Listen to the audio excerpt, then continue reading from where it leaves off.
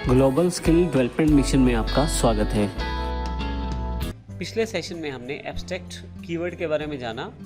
यदि आप उसको एब्स्ट्रैक्ट क्लास के साथ लगा दें तो एब्स्ट्रैक्ट क्लास की तरह बिहेव करेगा, और यदि आप उसको मेथड के साथ लगा दें तो आप एब्स्ट्रैक्ट मेथड्स भी बना सकते हैं। हमने ये पिछले सेशन में ये भी जाना कि एब्स्ट्रैक्ट क्लासेस जो होती हैं एक टेम्पलेट की तरह होती हैं। उनमें दिए गए एब्स्ट्रैक्ट मेथड्स उनकी सब क्लास को ओवरराइड करने ज़रूरी होते हैं। इस सेशन में हम सभी कॉन्सेप्ट्स को प्रैक्टिकली करने वाले हैं calculator.java में, और हमारे पास एक और एग्जांपल है सब एब्स्ट्रैक्ट example.java। तो आइए देखते हैं किस प्रकार से हम प्रैक्टिकली इनको कर सकते हैं। यहाँ मेरे पास एक क्लास पहले से डिफाइंड है, एब्स्ट्रैक्ट क्लास कैलकुलेटर। ये सभी एग्जांपल्स आपको आपकी डीवीडीज या पेन ड्राइव में मिल जाएंगे। यदि नहीं है आपके पास तो आप उसके लिए हमारी वेबसाइट smartosystems.in के डाउनलोड सेक्शन से भी डाउनलोड कर सकते हैं।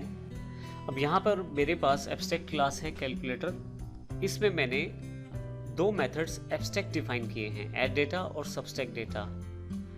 नीचे एक और मेथड यूज़ किया गया है शो डेटा, उसको मैंने प्रॉपर्ली डिफाइन किया है बॉडी के साथ, जिसमें मैंने एक वैल्यू को प्रिंट भी करवाया है। यह वेरिएबल जो वैल्यू है लोकल वेरिएबल ही है इसी मेथड का, तो मैंने इसको भी प्रयोग किया है यहाँ पे। अब यहाँ पे कुल मिला के हमारे पास तीन मेथड ये हैं। एक और मेथड मैंने मैसेज डेटा के नाम से भी प्रयोग किया है। तो यहाँ कुल मिला के हमारे पास चार मेथड हैं, दो एब्स्ट्रैक्ट हैं और जो दो मेथड हैं वो प्रॉपर्ली डिफाइंड हैं विद बॉडी, जिसमें हमने एक वैल्यू प्रिंट करवाया है और दूसरे में एक जस्ट मैसेज को डिस्प्ले करवाया है जो इस क्लास की जानकारी दे रहा है। तो यहाँ पे सबसे नीचे मैंने पब्लिक स्टैटिक वॉइड मेन और एक सिंपल क्लास की तरह इस एब्स्ट्रैक्ट क्लास का भी एक ऑब्जेक्ट बनाया है ओबीजे के नाम से। ऐड डेटा और सब्सट्रैक्ट डेटा दोनों फंक्शंस को मैंने कॉल किया है यहाँ पे।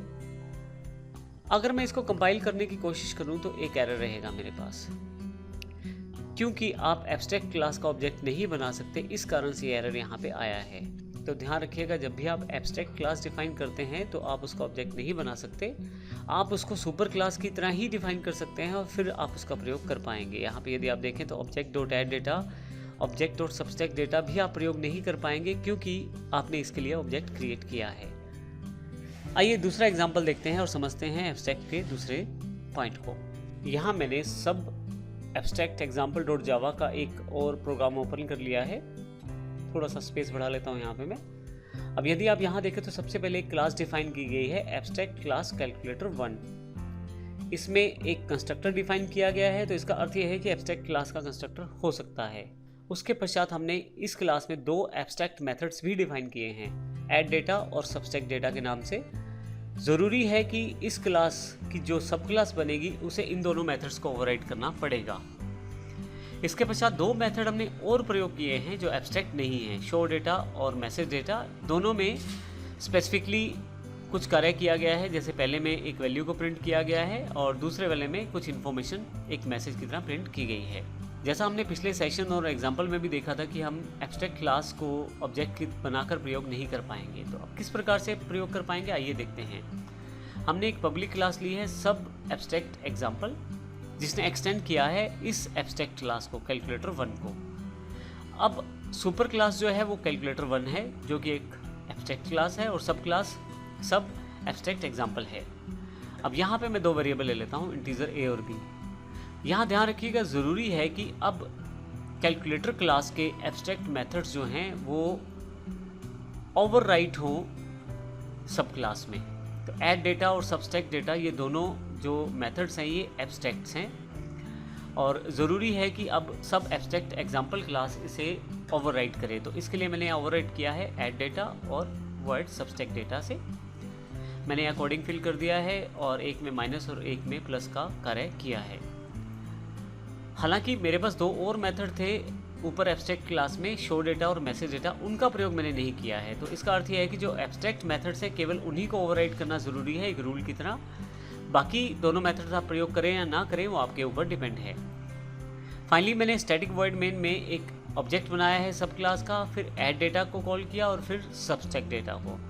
अब मैं अगर इसे एग्जीक्यूट करता हूँ तो मेरे पास यहाँ पे देखेंगे आउटपुट जो है यहाँ पे आ रही है वैल्यूज़ 30 एंड वैल्यूज़ 10। तो 30 इसलिए क्योंकि दोनों का जोड़ है और 10 इसलिए क्योंकि मैंने उसको 20 में से 10 माइनस किया है।